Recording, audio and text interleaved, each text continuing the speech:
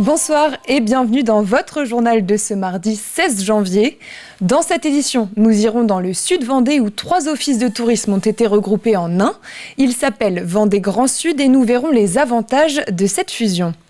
Nous découvrirons la nouvelle structure pédopsychiatrique à Montaigu-Vendée, un centre médico-psychologique et un hôpital de jour qui était très attendu sur le territoire.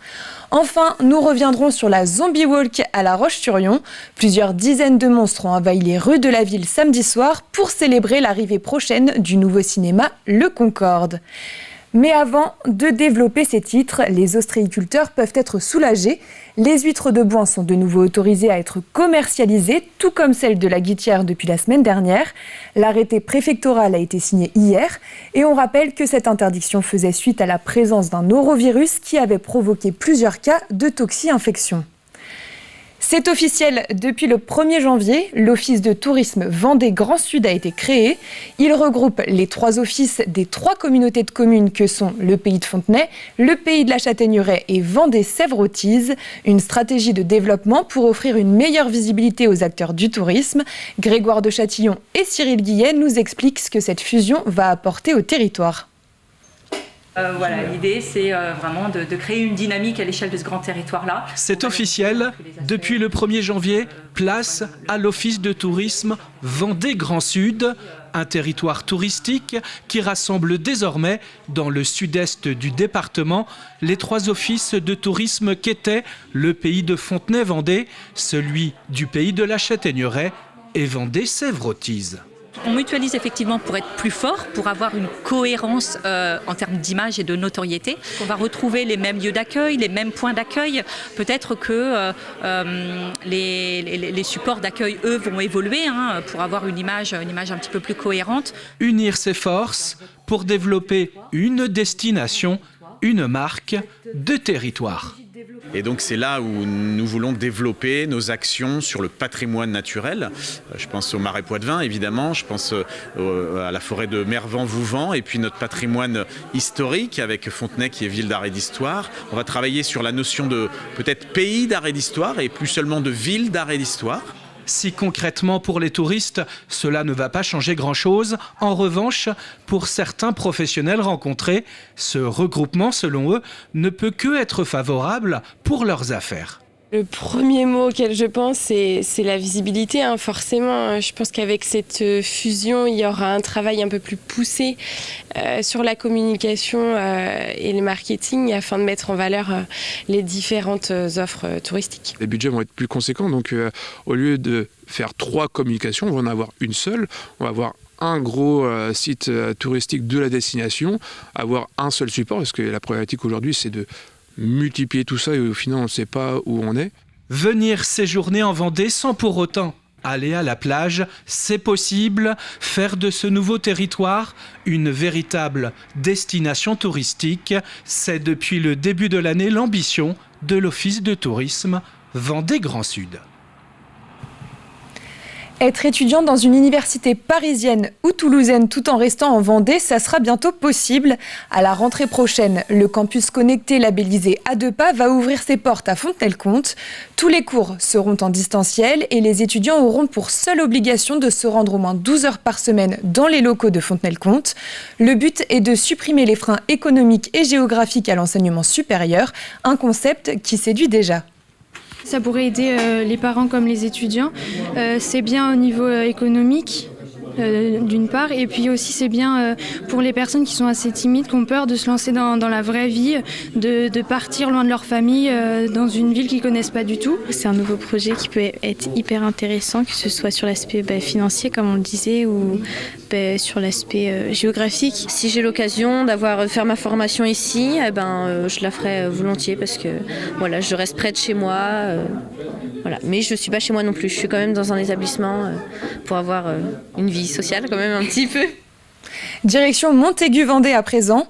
Le centre médico-psychologique et l'hôpital de jour Les Petits Cailloux a été inauguré vendredi. C'est une nouvelle structure pédopsychiatrique rattachée à l'établissement de santé mentale Georges Mazurel de La Roche-sur-Yon. Le bâtiment de 600 mètres carrés a été pensé pour les jeunes patients et il dispose de salles d'activité, d'un espace de balnéothérapie, d'une cuisine ou encore d'une salle de psychomotricité. L'activité a débuté en novembre dans cette structure qui était très attendue. Les enfants et les adolescents qui étaient déjà suivis au CMP de Montaigu vont continuer à être suivis ici, dans des locaux plus adaptés pour eux et pour leur famille. Et en plus, on crée des places d'hôpital de jour. Donc 8 places d'hôpital de jour, ça veut dire de nombreux patients, puisque une place peut accueillir plusieurs patients, puisqu'ils ne viennent pas toute la semaine. Mais du coup, ces patients-là vont vraiment bénéficier de soins adaptés à leurs problématiques au moment où ils en ont besoin. L'environnement, le cadre, joue sur ce qu'on ressent.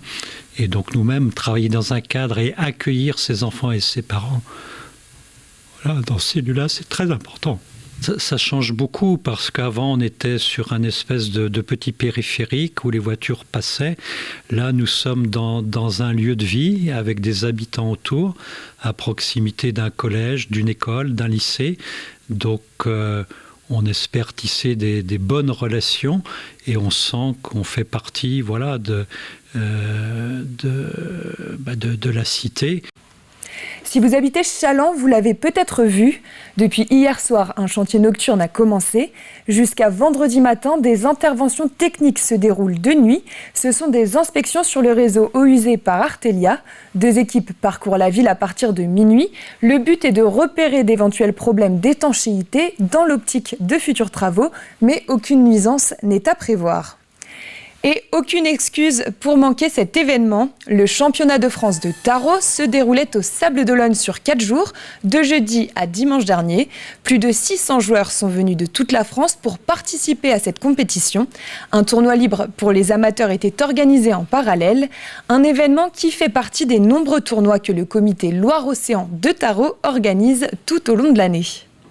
Nous, on a proposé pour le libre duo parce que justement, on a déjà les salles possibles. Et ça fait donc la 4e fois qu'on l'organise.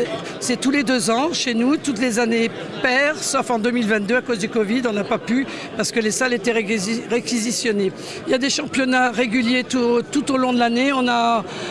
Il y a des quadrettes, des triplettes, des championnats de libre, des championnats de duplicatés, des championnats seniors maintenant aussi, des libres seniors, des duplicatés seniors. Il y a de plus en plus de championnats, de plus en plus de rencontres.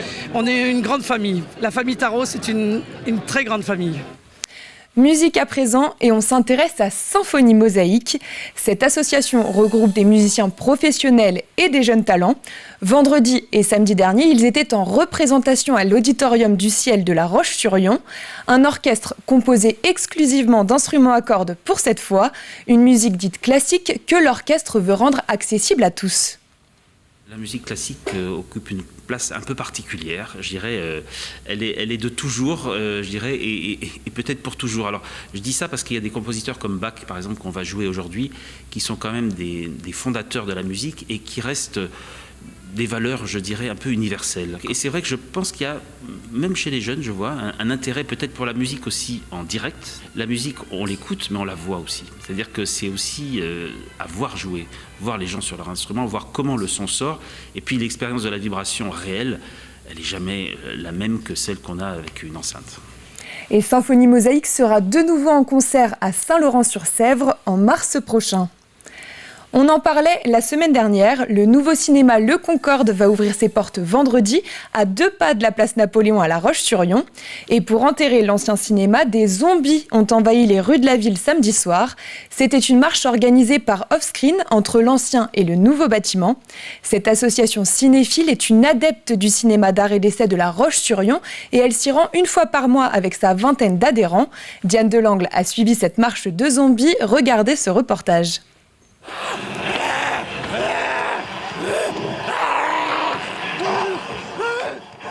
Cette scène surréaliste s'est déroulée en plein centre-ville de La Roche-sur-Yon samedi soir. Mais pas d'inquiétude, cette invasion de zombies est l'œuvre d'Offscreen, une association de cinéphiles un peu barrés. Ils célèbrent à leur manière l'enterrement de l'ancien cinéma Le Concorde et sa résurrection quelques mètres plus loin. Mais le Concorde, c'est notre partenaire idéal. Il nous a toujours fait confiance. On les adore, c'est des copains. On fait une projection par mois, une projection mensuelle. Donc avoir en plus un nouveau Concorde, un beau Concorde, encore que l'ancien bâtiment est splendide, on est très très contents. En début de soirée, les participants à cette soirée mortelle étaient réunis à la gâterie pour une petite touche de maquillage et surtout une conférence décalée Romer versus Romero. C'est le monument des films de zombies, c'est lui qui a tout commencé. La nuit des morts vivants, là ça va être zombie, il a après fait le jour des morts vivants, il a encore fait une autre trilogie. C'est le papa des zombies, c'est Georges Romero.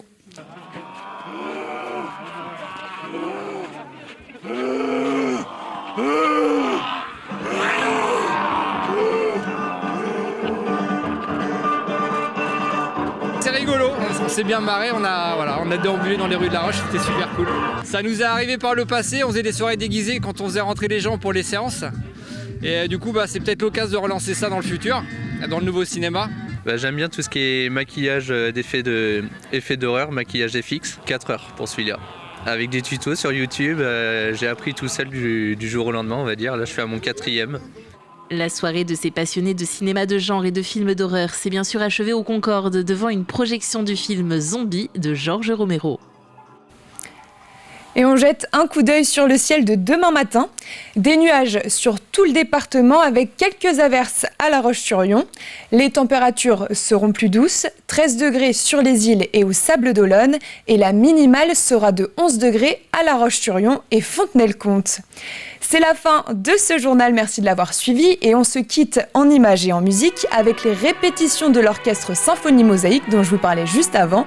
On se retrouve dès demain, passez une très bonne soirée sur TV Vendée.